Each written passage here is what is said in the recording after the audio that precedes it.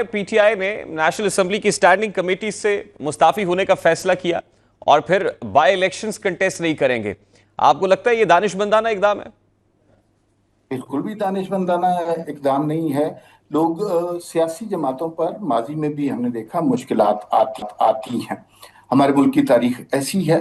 لیکن جب ان کے اوپر مشکلات آتی ہیں تو ان کے پاس جو تھوڑی سی بھی سپیس ہوتی ہے اس سپیس کے ذریعے اپنی پولیٹیکل سٹرگل کو آگے بڑھاتی ہیں. خان صاحب نے جو اقدام کیا ہے یہ کسی طرح بھی جمہوری اقدام نہیں ہے اور اس کے پیچھے دو ریزنز ہو سکتی ہیں.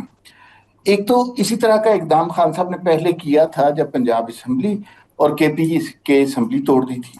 یعنی آپ کے پاس جو پاور تھی، آپ کے پاس جو دو سٹرونگ بازو تھے، آپ نے وہ کاٹ کر پھینک دیے اور اس کا خان صاحب کو بعد میں نقصان ہوا.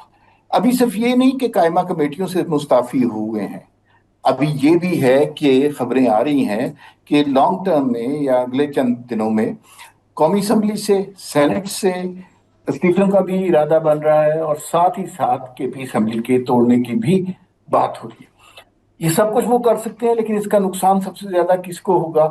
اس کا نقصان سب سے زیادہ عمران خان کو اور پی ٹی آئی کو ہوگا. کیوں ہو سکتا ہے؟ دو وجوہات ہیں جس پہ لیکن ہمارے ساتھ دو ملک کو بھی اینگلز تو ہوگا، ملک میں افراتفری ہوگی، بے چینی ہوگی، بحران ہوگا، کرائسس ہوگا. دیکھیے کوئی بحران نہیں ہوتا. اس سے پہلے جب آپ نے دیکھا تھا کہ اسمبلیاں توڑی تھیں، راجہ ریاض کو اپوزیشن لیڈر بنا کر کام چلا لیا تھا کہ نہیں چلا لیا تھا؟ کوئی بحران نہیں ہوا تھا، کوئی قیامت نہیں آئی تھی، کوئی کیاس کریٹ نہیں ہوا تھا. 2 مہینے تک پی ڈی ایم کی حکومت چلتی رہی تھی. ٹھیک ہے نا، کوئی ایسی قیامت نہیں آئے گی. نہیں، نقصان لیکن صرف پی عباس ٹی آئی صاحب کا. ابھی تو حکومت کو بائی الیکشنز کرانے پڑیں گے سر، اور اس میں ظاہر ہے بجٹ انوالوڈ ہوتا ہے اور ایک پوری ایکسرسائز ہے، پھر سینٹ الیکشنز اور یہ سب چیزیں ہیں، تو ظاہر ہے ایک پورا پروسیس ہے. ہاں وہ ایک پورا پروسیس ہے، ایک ریاست ہے. اگر وہ صرف الیکشن کا خرچہ نہیں اٹھا سکتی تو پھر کس نام کی؟ تو وہ بجٹ اس کے لیے ہوتا ہے، ایسی کوئی پریشانی کی بات نہیں ہے اس کے لیے. ہمیں ان چیزوں پہ سوچنا چاہیے کہ یہ کیوں ہو رہا ہے. دو اینگل ہیں اس پہ سوچنے کی. پہلی بات تو یہ ہے کہ تحریک انصاف کے اقدامات کو سمجھنا بے انتہا مشکل ہے، اس لیے کہ ابھی انہوں نے جو بات کی ہے 2 گھنٹے کے بعد اس سے مختلف بات کر رہے ہوں گے. تو جو میں تجزیہ ابھی کر رہا ہوں 2 گھنٹے کے بعد وہ بالکل نل اینڈ وائڈ ہو جائے گا کیونکہ وہ کچھ اور بات کر رہے ہوں گے. میں صرف یہ جو قائمہ کمیٹیوں سے استعفیٰ دینے کی وجوہات ہیں اس پہ سوچ رہا ہوں، اور دو وجوہات ہو سکتی ہیں. ایک تو یہ ہے کہ خان صاحب کو پتا ہے کہ اس کا فائدہ آپ ضمنی انتخابات نہیں لڑیں گے، اس کا فائدہ کرنٹ سیٹ اپ اور اسٹیبلشمنٹ کو. اس لیے کہ اپوزیشن میں جب ہوتے ہوئے اور جب کہ انہوں نے نعرہ لگایا فارم 45 47 کا، اگر ان کا امیدوار ہارتا بھی ہے تب بھی جیت ان کی تھی، اور جیتا ہے تو ظاہر ہے پھر وہ تو ضمنی انتخابات میں حصہ نہ لینے کا فیصلے کا مطلب یہ ہے کہ آپ اس حکومت کو سپورٹ کریں. قائمہ کمیٹیوں سے استعفیٰ دے دیں گے، ملک میں کوئی کیاس نہیں کریٹ ہوگا، حکومت کی ہیلپ ہوگی، جو فیصلے کرنے میں انہیں دشواری ہو رہی ہے وہ سہولت ہو رہی ہوگی. اس کے حوالے سے لوگ کہتے ہیں کہ خان صاحب اندر سے بات مان چکے ہیں. پبلک فیس وہ ہے جو خان صاحب کی ٹویٹ میں نظر آتا ہے. ریئل جو ہے وہ سب کچھ وہ اقدامات کر رہے ہیں جو عمران حکومت کو سپورٹ کرنے کے لیے. یہ ایک اینگل ہے سوچنے کے لیے، یہ میرا تجزیہ ہے، خبر نہیں. لیکن آپ کے اس اینگل سے تاثر یہ مل رہا ہے، آپ کے اس اینگل سے تاثر یہ مل رہا ہے کہ کہیں ڈیل ہو گئی ہے، کمپرومائز ہو گیا ہے یا کوئی سمجھوتا ہو گیا ہے جس کا صبر یہ ہے. جی اس کا ہاں ایک اینگل تو یہ ہے نا اس کو سوچنے کا کہ خان صاحب وہ سارے اقدامات کر رہے ہیں کہ جو حکومت کو سپورٹ کر رہے ہیں اور پبلک فیس اپنی ٹویٹ والا رکھا ہوا ہے. دوسرا اینگل یہ ہے کہ خان صاحب کی فرسٹریشن عروج پر پہنچ گئی ہے. اور فرسٹریشن کس بات کی ہے کہ اس وقت جیل میں کون ہے؟ علی امین گنڈاپور تو جیل میں نہیں ہے، بیرسٹر گوہر تو جیل میں نہیں ہے، عمر ایوب تو جیل میں نہیں ہے، باقی علی محمد خان تو جیل میں نہیں ہے، باقی ساری قیادت تو باہر ہے.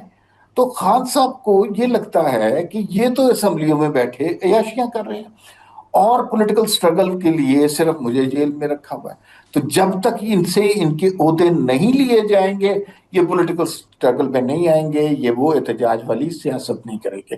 ان دونوں میں سے کوئی ایک بات ہو سکتی ہے لیکن میرا تجزیہ حتمی نہیں ہے، اس لیے کہ 2 گھنٹے کے بعد ایک مختلف بات، ایک مختلف نظریہ ہمارے سامنے آئے گا. جی آپ سوال کیجیے.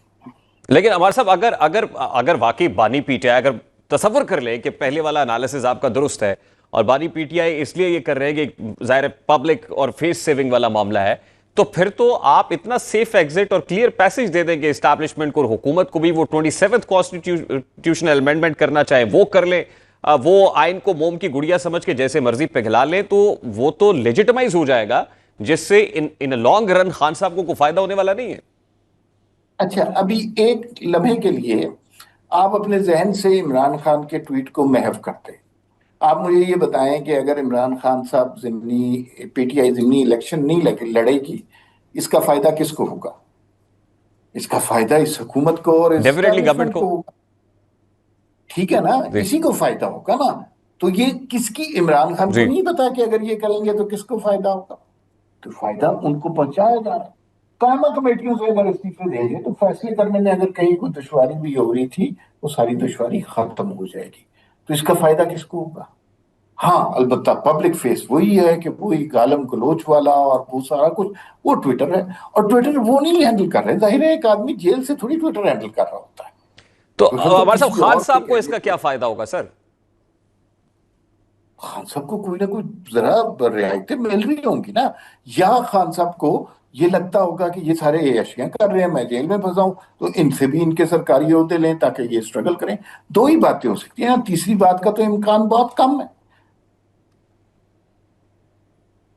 ٹھیک، لیکن کیا پریشر ماؤنٹ کرنا اسٹیبلشمنٹ پہ بھی اور حکومت پہ، یہ ایک بہت بڑا مطلب ہتھیار کے طور پہ اس کو استعمال کیا جا سکتا، جس کے بعد الٹیمیٹلی سڑکوں پہ ہوں اور ایک تحریک بنے اور وفاق پہ چڑھائی ہو جائے؟ دیکھیے، پریشر ماؤنٹ کرنا اپوزیشن کا کام ہوتا ہے، ساری دنیا میں کرتے ہیں۔ عمران خان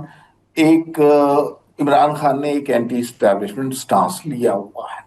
اچھا، اگر کسی سٹیج پر وہ سٹانس اتنا پاپولر ہوتا کہ 15 لاکھ لوگ کسی جگہ جمع ہو جاتے تو پھر تو کہتے کہ کوئی امپیکٹ پڑا ہے اس کا، لیکن اگر ہمیں یہ پتا چلتا کہ ان کی پارٹی کا ہر بندہ، اینڈ یو نیم اٹ، پہلی بات تو یہ ہے کہ وہ ایک دوسرے پہ ٹاؤٹ ہونے کا الزام لگا رہے ہیں۔ آپ کو میں سیریسلی بتاؤں کہ پارٹی کے اندر کی صورتحال یہ ہے، بڑے بڑے نامور لوگ جو ہیں وہ ایک ایسے کیریکٹر پہ جو خان صاحب کے بڑے قریب ہے اس پہ یہ شک کر رہے ہیں کہ اگر ہم انہیں فون کرتے ہیں یہ ہماری لوکیشن آگے جا کے بتا دیتے ہیں۔ یہ پارٹی کے اندر سچویشن ہے، ایک دوسرے پہ شک کا یہ عالم ہے۔ تو اسٹیبلشمنٹ کے خلاف نہیں ہے، اسٹیبلشمنٹ سے بیچارے تعاون کرنے کی، میٹنگ کرنے کی کوشش کر رہے ہیں۔ اور عمران خان صاحب بھی اسی کوشش میں نا، دیکھیے بیرسٹر گور سے سر راہ ایک ملاقات ہوئی تھی، اس کے بعد دیکھیے تھے کہ شادیانے کس طرح بجنے شروع ہو گئے تھے۔ ٹھیک یہ پولیٹیکل سٹرگل ہو ٹھیک عمران خان کو تو پھر اس کے لیے انہیں سیاسی جماعتوں سے گفتگو کرنی پڑے گی، اس کے لیے وہ تیار نہیں ہے۔ ٹھیک، بات لاسٹلی انہوں نے اسٹیبلشمنٹ سے عمار کرنی صاحب، یہ جو ہے۔ جی جی، اسٹیبلشمنٹ سے بات کرنے کی خواہش ہے، یہ خواہش بار آ سکتی ہے سر؟ ویری کوئکلی بتائیں گے، then I have to take a break سر۔ میرے خیال میں اگر عمران خان 9 مئی کے واقعے پر معافی مانگے تو پھر یہ خواہش کسی صورت میں شاید پوری ہو سکے، لیکن پہلی شرط یہ ہے ٹھیک کہ آپ اس پر معافی مانگے۔ معافی ملتی ہے یہ نہیں، وہ سیکنڈ سٹیپ ہے، تو پہلا سٹیپ ابھی تک ہوا نہیں ہے، لہذا ٹھیک ہم سیکنڈ سٹیپ کے بارے میں حتمی طور پر نہیں کہہ سکتے۔